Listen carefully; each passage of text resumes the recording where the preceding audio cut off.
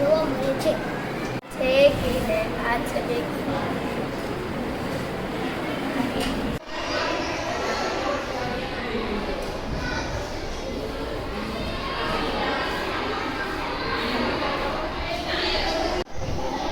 પહાડમાંથી જ્યારે નદી પસાર થાય છે ત્યારે તેનો રસ્તો સ્વચ્છ અને રંગીનો છે. જ્યારે તે ઇન્ડસ્ટ્રી ફેક્ટરીમાંથી પસાર થાય છે ત્યારે તેનું કેમિકલ નદીમાં ભળતું રહે છે, તેથી નદી દૂષિત બની જાય છે.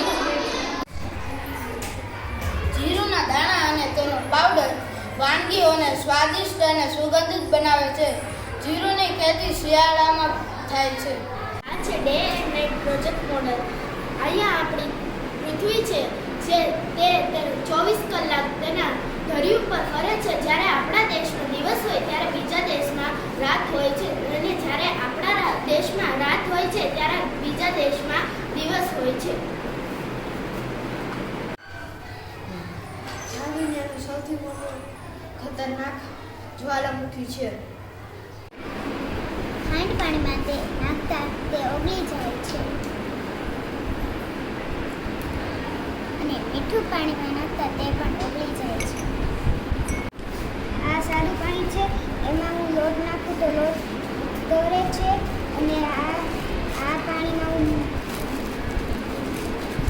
હું માટી નાખું તો માટી નીચે બેસી જાય છે.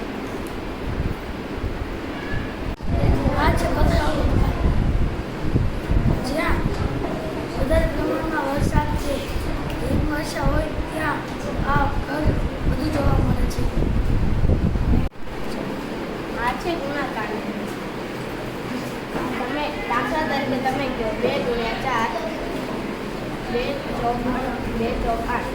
પછી તમે કહો 8 ગુણ્યા 9, 9 અઠા 72.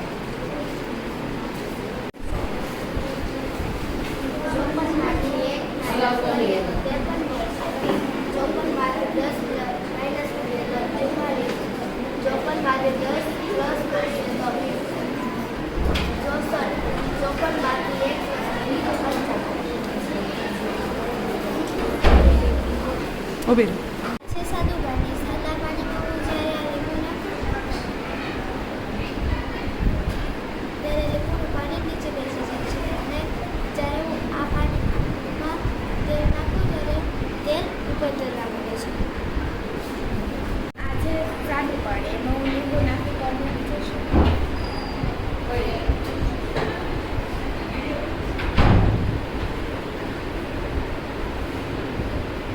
આ છે સાદું પાણી. તેમાં હું મીઠું નાખીશ અને પછી લીંબુ નાખીશ તો લીંબુ તરવાનું છે.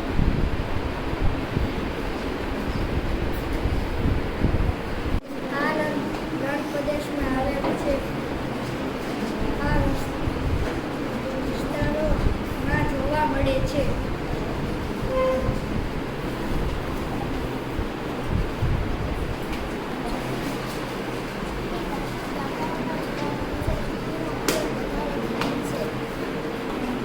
આ પાકું મકાન છે. પાકું મકાન શહેરોમાં જોવા મળે છે.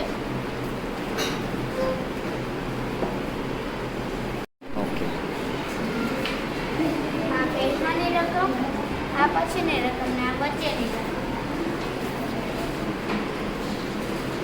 આ ચડતો ભાગ, આ ઉતરતો ભાગ.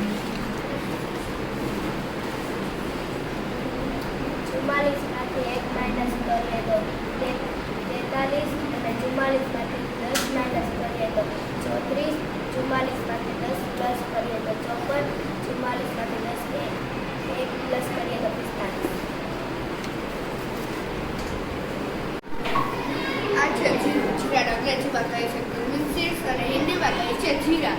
જીરાના ફાયદાઓ: રોજ સવારે જીરાનું પાણી પીવાથી પાચન સંબંધી અનેક સમસ્યાઓ દૂર થાય છે. વાળ સ્વસ્થ રહે છે. બળતરા થતી અટકાવે છે. રોગ પ્રતિકારક શક્તિ વધે છે. ડાયાબિટીસ અને બ્લડ શુગર લેવલને નિયંત્રિત રાખે છે. આ છે રાઈ. રાઈને અંગ્રેજીમાં કહે છે બ્લેક મસ્ટર્ડ સીડ્સ અને હિન્દીમાં કહે છે રાઈ. રાઈનો ઉપયોગ વઘાર કરવા માટે થાય છે. અને રાઈના ફાયદાઓ: રાઈ સ્વાસ્થ્ય માટે ખૂબ ફાયદાકારક છે. પાચન શક્તિ વધારે છે. સાંધાના દુખાવા માટે રાઈ રાહત આપે છે. ચાલો.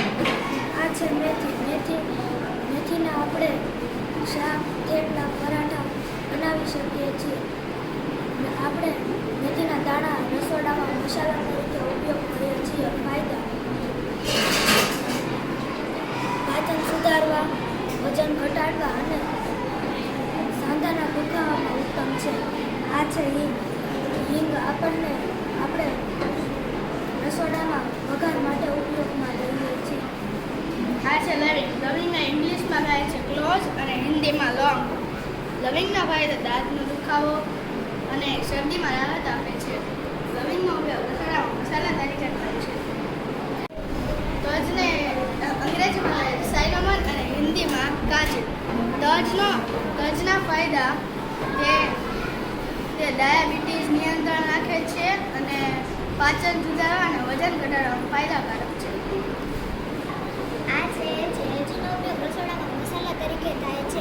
લાંબા સમય સુધી એલચી ખાવાથી માથાનો દુખાવો અને ચક્કર આવવા જેવી સમસ્યાનો સામનો ન કરવો પડે.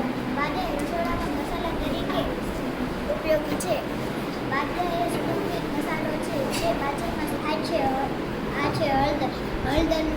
હળદરને ઇંગ્લિશમાં ટર્મરિક કહે છે અને હિન્દીમાં હળદી કહે છે અને હળદર મસાલામાં ઉપયોગ થાય છે. આ છે મરચું. મરચાંને ઇંગ્લિશમાં ચીલી કહે છે અને હિન્દીમાં મિર્ચ કહે છે અને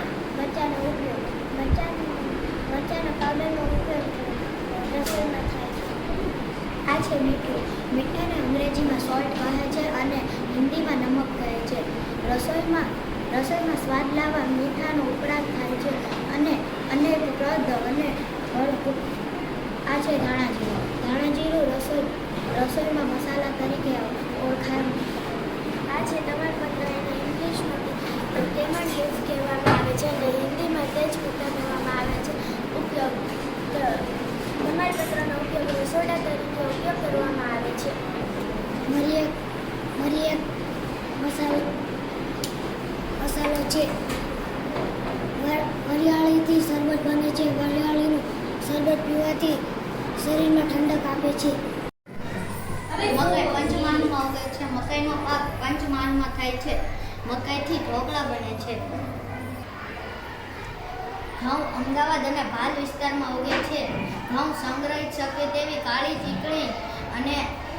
ચીકણી જમીનમાં વધુ ઉગે છે. ઘઉંથી રોટલી બને છે. બનાસકાંઠામાં બાજરીનો પાક વધુ થાય છે. બાજરીના રોટલા બને છે અને બાજરીનો શોરો બને છે.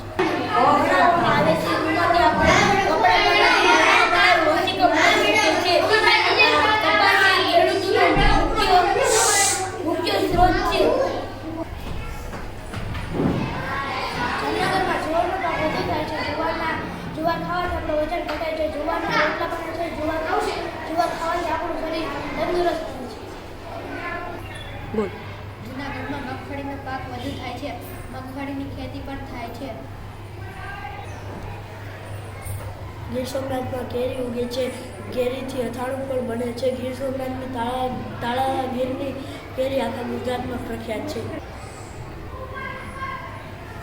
તમાકુ ખેડા જિલ્લામાં ઉગે છે. તમાકુ ખેડા જિલ્લામાં ખેતી થાય છે. જુનાગઢ મેડમ ભાવનગરમાં જામફળ ખૂબ જ વધારે ઉગે છે. ભાવનગરના જામફળ ખૂબ જ ગળ્યા હોય છે. સુરતમાં શેરડીનો પાક વધુ થાય છે. શેરડીની ખેતી પણ થાય છે. શેરડીમાંથી ગોળ અને ખાંડ મળે છે. ડાંગર સામાન્ય રીતે વરસાદમાં જ ખેતી થાય છે. ડાંગર આપણા દેશનો મુખ્ય અનાજ પાક છે. બોલ. દુનિયાનો